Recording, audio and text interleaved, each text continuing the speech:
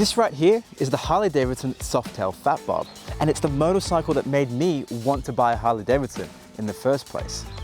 Now today, this is actually the first time I'm out riding this bike, which might sound a bit weird given the fact that, I loved it so much when I first saw it, but I knew that it wasn't the bike for me. But what I loved most about it when I first saw this bike is what it represented to me. It represented some change, it represented some modernity in the Harley Davidson brand, that they were looking to younger customers, they were looking to grow the company into a new generation of riders. Let's take the funky old headlight here. This is probably the most divisive design cue on the motorcycle, and it's why I love this bike so much, why it stood out to me and put Harley Davidson on the map for me, really. I always loved the classic Harleys, like the Road King and the Heritage, but I never felt like they were what I wanted to ride. When I saw this, I felt like Harley was changing its direction, starting to focus on people like me. I love the weirdness of the headlight, the aggressive nature of it, paired with the slammed drag bars. I think you've got a really mean front end. But why am I bringing all this up now? I mean, this is a 3-year-old motorcycle. It's been out since the 2018 model year. Well, with the new CEO change at Harley Davidson with Jochen Zeitz, it's got me thinking about where the company is going to go. And we've all been thinking that with the new 2021 lineup coming up, with a bunch of changes happening to the lineup, a new direction. And it makes me think, what's going to happen to bikes like this? Now, of course, the Fat Bob's going to be here to stay. It's been one of Harley's best sellers in the Softail line, but are we going to see some more innovation like this? Are we going to see Harley push the envelope of what a Harley can be and push and innovate in its design cues, create bikes that are a bit weird, create bikes that, split the customer base? Because it's bikes like those which I find exciting. They're the bikes that become cult classics. They're the bikes that can bring new riders like me into the brand. So while I take this bike out for a spin today, I thought we'd talk about that. We'd talk about Harley Davidson pushing the boundaries again and creating bikes that excite a generation. If you haven't already, make sure you subscribe to the channel. You can do that by clicking the old button below. Give this video a like, follow me on Instagram, and let's go for a ride. Alrighty everyone, so if you saw my last video talking about Harley Davidson 2021, you know that we discussed kind of the two different approaches to growing Harley Davidson company, between the two CEOs. Matt Levertich with the More Roads to Harley initiative, trying to create, more offerings from the Harley Davidson brand in different types of the motorcycle segment to bring more riders to the Harley Davidson brand. That's why we had things like the Pan America coming out. Originally we had the Bronx Street Fighter motorcycle coming out. Some small displacement motorcycles on the radar for the brand, and some other motorcycles coming in the future based off new liquid-cooled engines.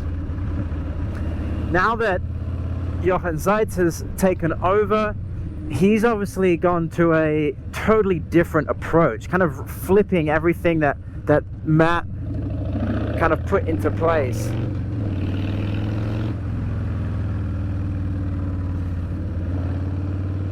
So his whole program is the hardwire, the rewire, taking everything back to the roots and the core offerings of Harley Davidson, appealing to the core customer base.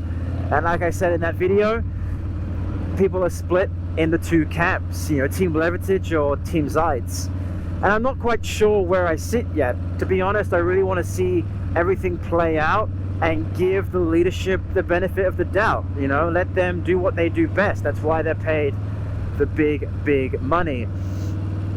But what I can say is that I really like what, under Matt's leadership, Harley did with the new Softail range.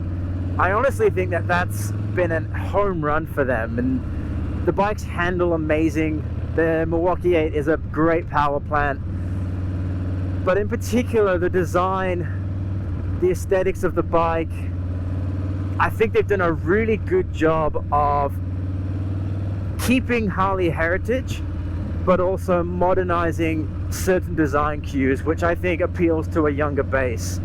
So I'm 27, I bought my Sport Glide when I was 25, and I feel as if I was the type of market that Harley really wanted to hit with the Softail range.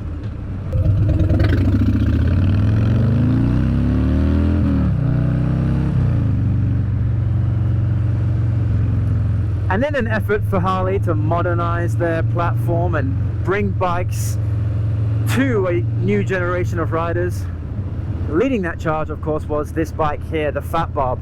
And I think they really knocked it out of the park with this one, even though I would say that's not the bike for me.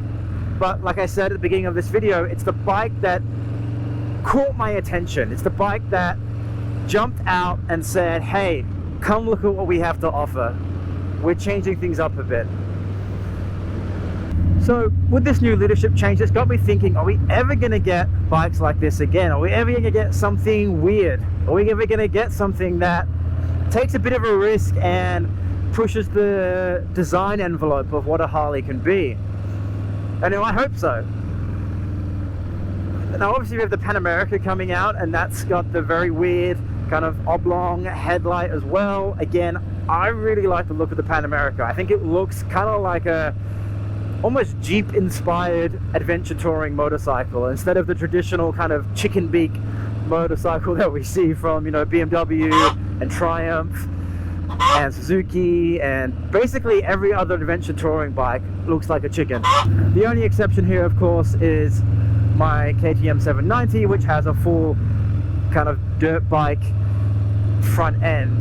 But then again, even my KTM kind of looks like a praying mantis with those headlights. So I don't know what it is with adventure touring bikes wanting to look like farm animals, but I'm hoping that the Pan America comes out pretty much looking how it does in the photos and the prototypes that we've seen. I think it looks really, really good. We know that the Bronx has already been cancelled. That's no longer coming into production.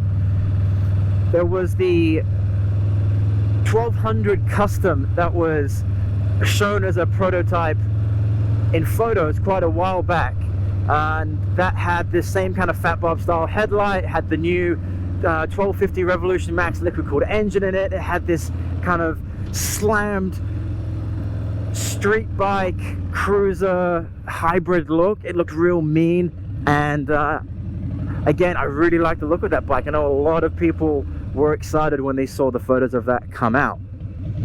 That's just my thoughts. Let me know what you think. I'm going to pull back into the dealership now. Big thanks to Perth Harley for letting me take this bike out for a spin.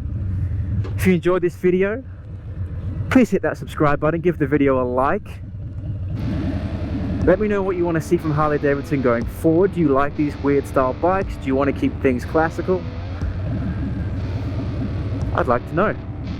Ride safe, everyone, and I'll catch you all on the next video. Alrighty, peace.